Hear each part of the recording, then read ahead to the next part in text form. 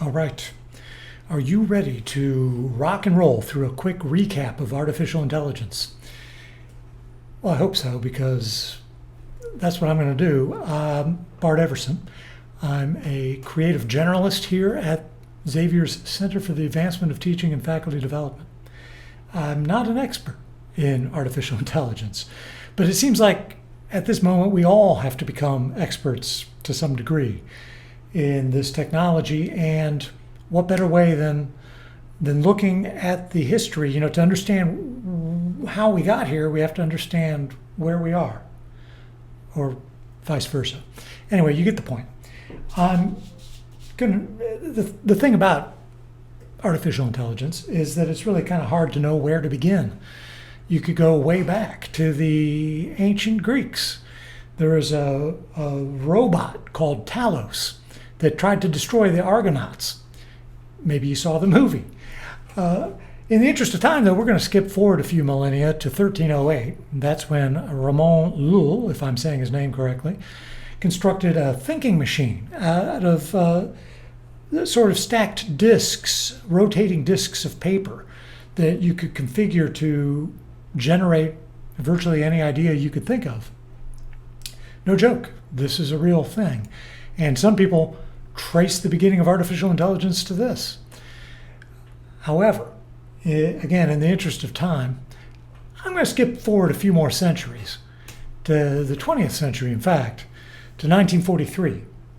That's when a guy named Warren Sturgis McCullough got together with Walter Harry Pitts Jr. They're both Americans. One was a neurophysiologist and the other was a logician. And they proposed the first neural network. This is a computing system, really, of connected artificial neurons, kind of loosely based on the idea of the biological brain. Now, remember, this is highly theoretical. They didn't actually build the thing. And we're not going to get into any depth with this. It's not going to be on the final exam. You don't have to sweat the details. But this was considered an important development for later iterations of what we have come to call artificial intelligence. In fact, the first artificial neural network wasn't built until the 1950s. You got to remember, this was still very early days. In 1943, they were still building the very first computers of what we think of as modern computers. In fact, it was 1943 that the Colossus was built in Great Britain. But we don't have time to get into the whole history of computing, of course. But okay, I couldn't resist showing you a picture. This is what the Colossus looked like.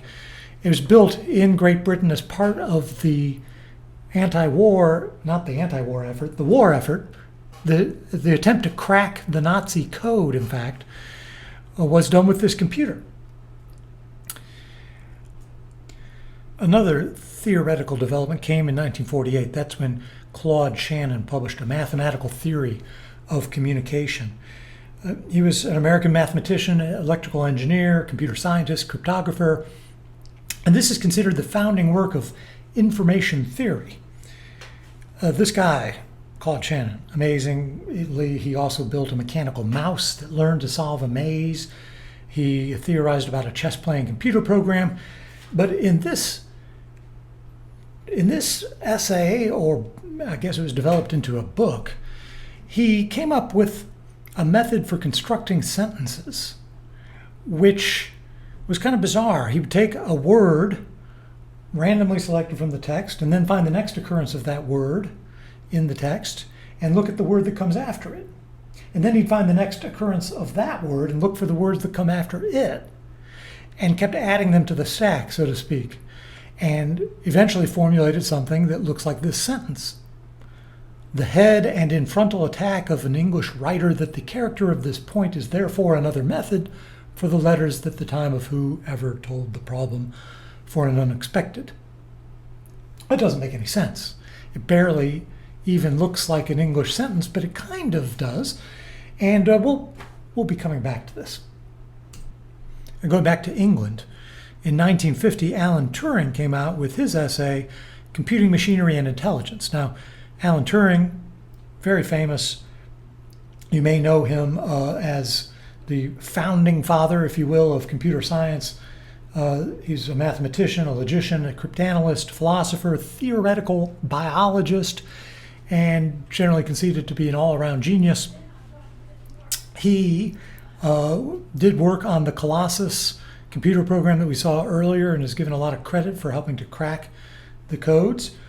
But this paper was considered seminal on the topic of artificial intelligence because he posed the question, can machines think? And he also proposed something called the imitation game, is what he called it, right there on the front page of this essay. Later, that became known as the Turing test. But it's the idea is, how could you tell if a machine is intelligent or not, if a machine can think? What if you put it behind a screen and played a game where the person in front of the screen would try to correspond, like by a keyboard or whatever, with the entity on the other side of the screen, and if you couldn't tell if it was a human being or a machine on the other side, then it passes the test. As I said, this became known as the Turing test and is still kind of used as a standard, at least thought experiment, on whether or not we've achieved artificial intelligence. But it wasn't until 1955 that the study of artificial intelligence was actually proposed and the term was coined. It was led to then the summer research project on artificial intelligence at Dartmouth in 1956. And you see here a picture of some of the participants. They said, we think a significant advance can be made if a carefully selected group of scientists work on it for a summer. Well, this is the carefully selected group. You may notice in this group, and really everybody that's come before in this presentation and many of the people who come after, a certain similarity in terms of their general demographic profile.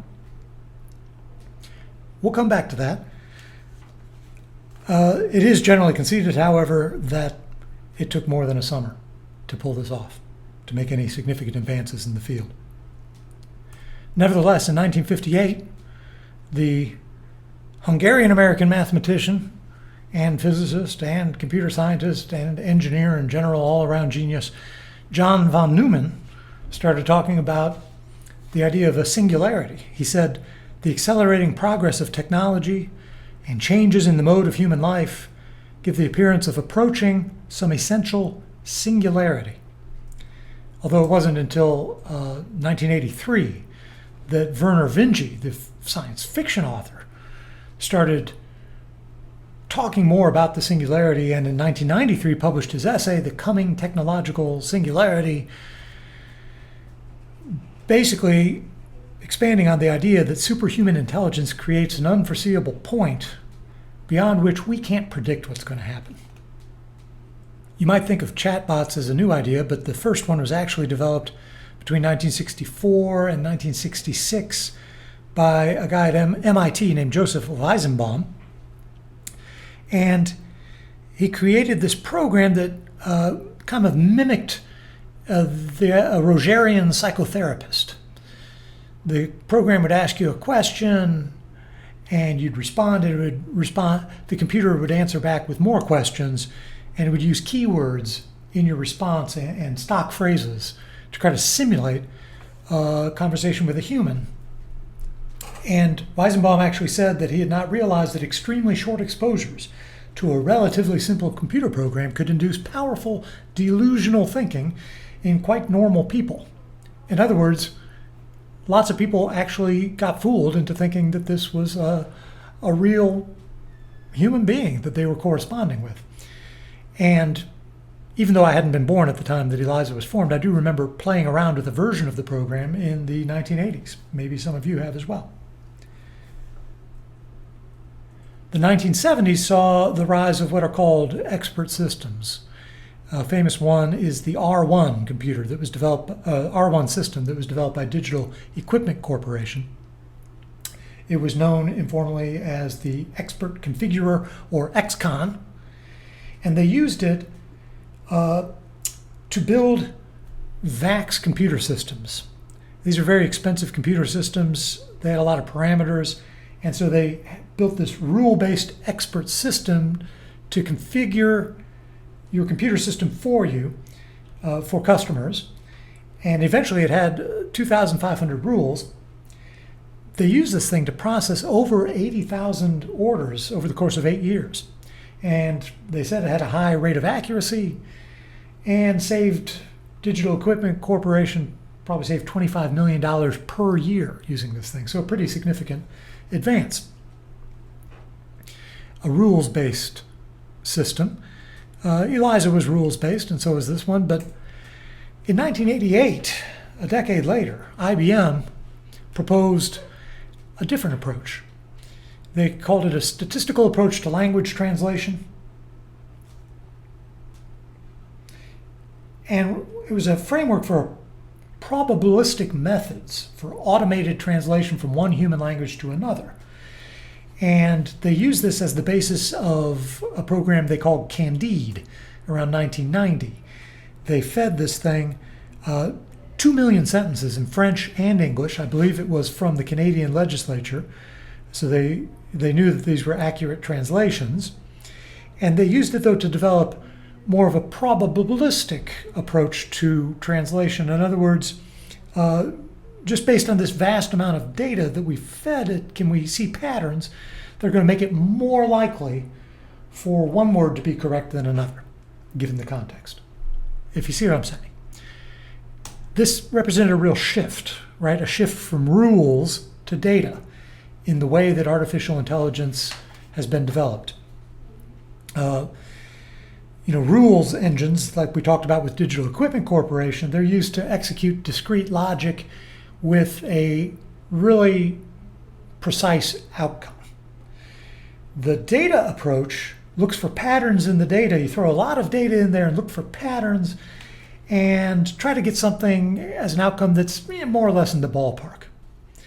It's a different approach. And this data approach is also called machine learning because the machine actually learns from the data in a supervised or unsupervised way, depending on how much feedback you give to it.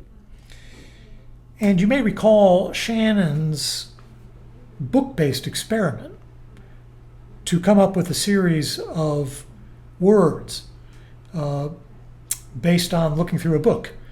Well, this data-driven approach allows us to take this to another level. We can look at more than one word at a time in a string of words, in a big data set of language, of actual texts. We can look for how those phrases reoccur and what comes next after them. And we can take more of a probabilistic approach where each occurrence of a certain next word kind of counts as a vote for that being a more likely next word. And then you can develop the program from there. Hopefully that makes sense. Of course, when you start focusing on data, we got to remember all of this is before 1990. Everything we've talked about has been before 1990, which is when the web was invented.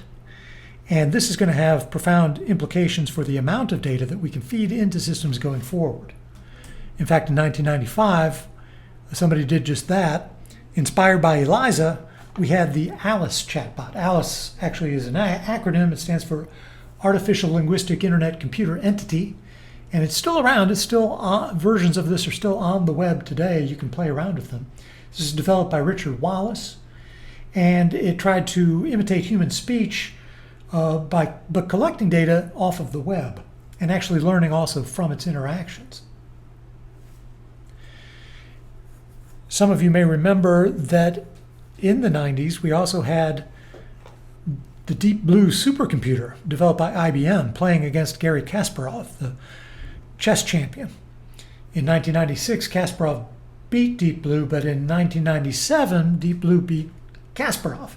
And that was considered a big deal because it was the first defeat of a reigning world champion by a computer under tournament conditions.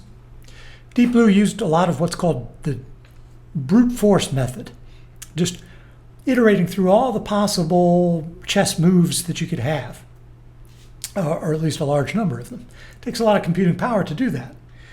And many years later, in 2016, in fact, Kasparov noted that today you can buy a chess engine for your laptop that would beat Deep Blue quite easily, because we now have more computing power, all of us, in our pockets, on our desktops, than we did back then. And of course, a huge development that I probably don't even need to mention, because everybody remembers in 2002, the Roomba was introduced. So now you can have a robot cleaning your living room, and yes, that's a form of artificial intelligence built into that.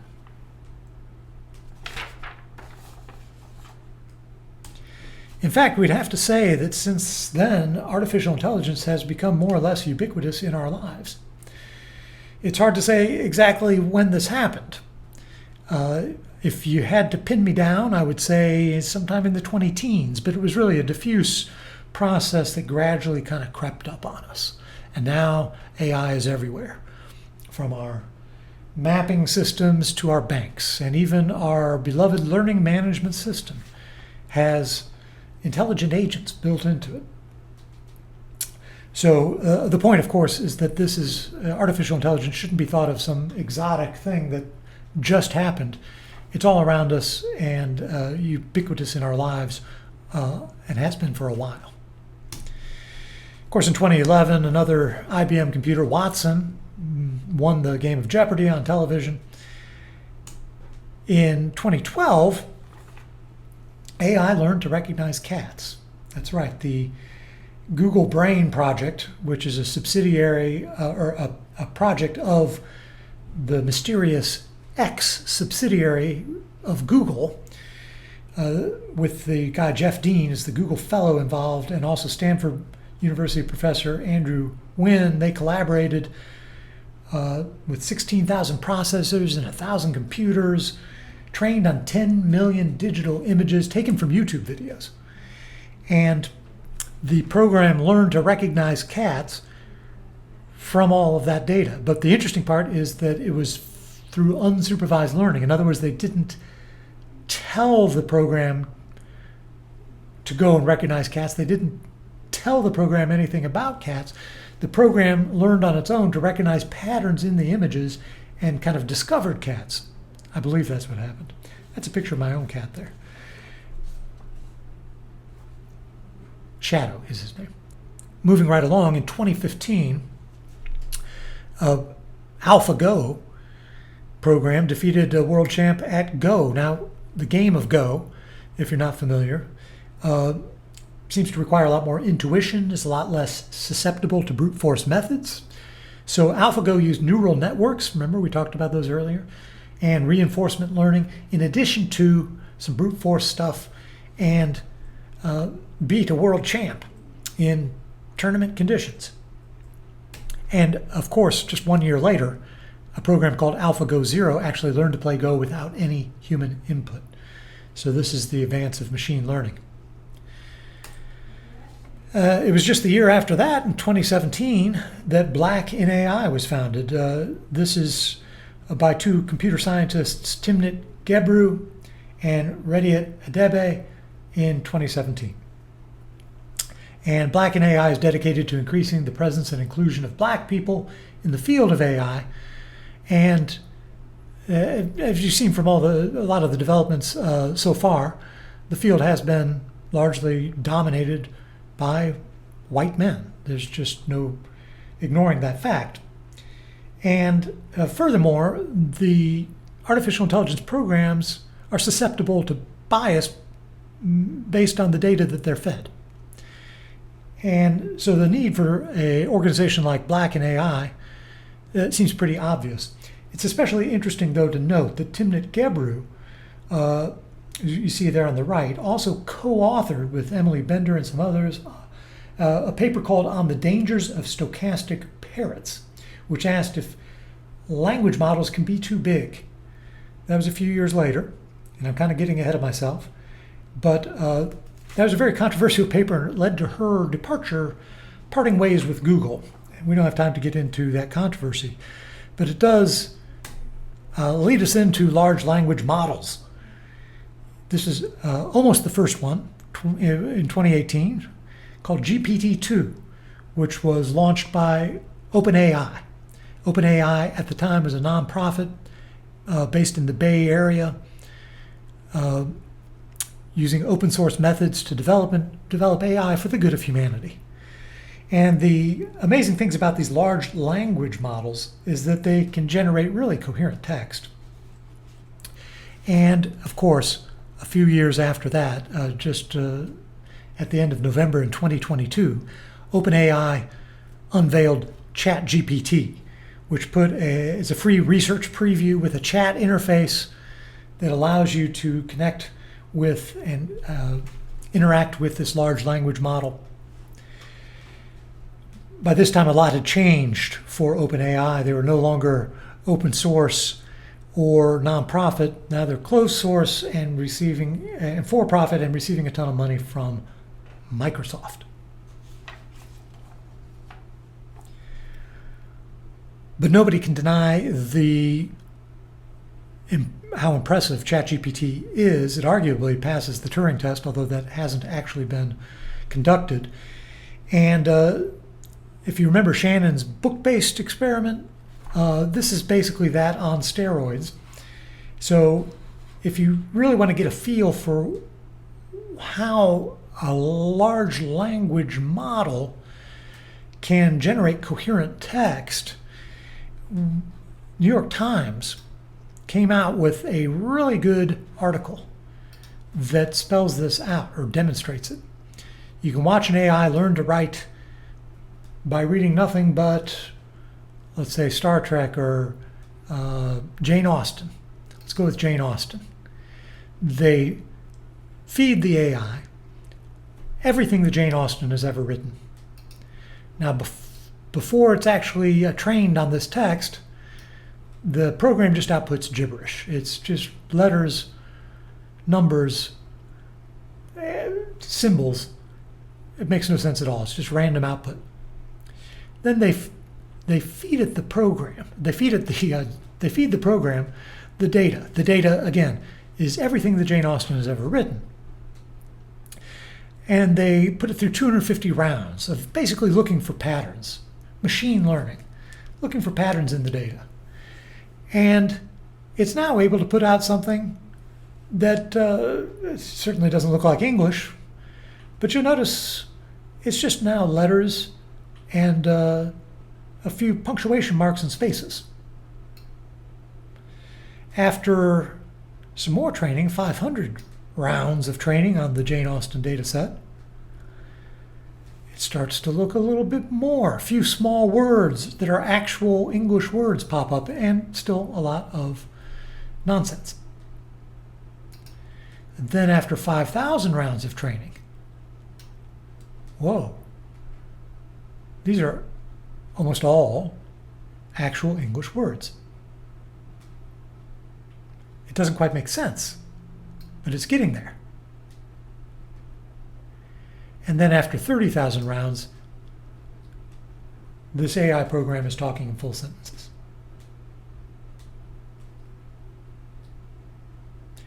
And consider that this is training on a very, relatively small data set. Just over the course of an hour.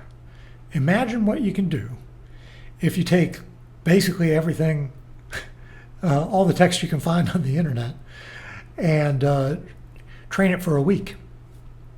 Think about that. Well, seeing is believing. All right, I've rattled on long enough. Thank you for your attention. I hope this brief history of artificial intelligence has been helpful in giving you a little bit of perspective. And I look forward to whatever it is that comes next.